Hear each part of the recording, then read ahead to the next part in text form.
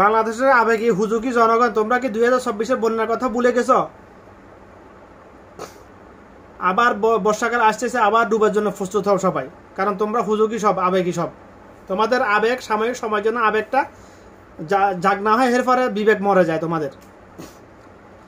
তো আমি একটা কথা জোরালোভাবে বলতেছি, আমি বাংলাদেশ সরকারের কাছে আবেদন আমার পক্ষ থেকে এবং বাংলাদেশ সকল জনগণের পক্ষ থেকে, বাংলাদেশের আগামীতে যে কোনো উন্নয়নমূলক প্রকল্প বাস্তবায়নের যখন পরিকল্পনা করবে, সর্বপ্রথম পরিকল্পনা করা হয় যেন বাংলাদেশের সীমান্তে ইন্ডিয়ার প্রতিটা ড্যামের অপোজিটে বাংলাদেশ সীমান্তে যাতে ইন্ডিয়ার প্রত্যেকটা ইন্ডিয়ার ড্যামগুলোর চাইতে কয়েক গুণ বেশি শক্তিশালী করে, মিনিমাম 3 মিটার উঁচু করে ড্যাম তৈরি করা।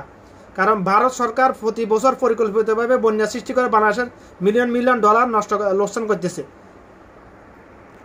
ভারত আমার জন্মের প্রতি বছর মিনিমাম 2 থেকে 3 বার বাংলাদেশে পরিকল্পিত বন্যা ঘটায়।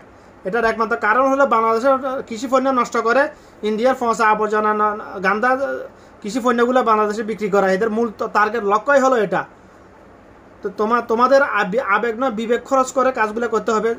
উন্নয়নমূলক কাজ অবশ্যই করতে হবে, তবে দুর্নীতি যাতে না হয় কোনো উন্নয়নমূলক কাজে। এবং আগামীতে আজকের পর থেকে বাংলাদেশে যে কোনো উন্নয়নমূলক প্রকল্প যখন বাস্তবায়ন করার পরিকল্পনা করবে সরকার, যে কোনো সরকার, বর্তমান সরকার বলক, আগামীতে যে সরকার আসুক না কেন, আমার জোরালো আবেদন সর্বপ্রথম যেন এই ড্যাম তৈরির কাজে প্রকল্পে হাত দেওয়া হয়।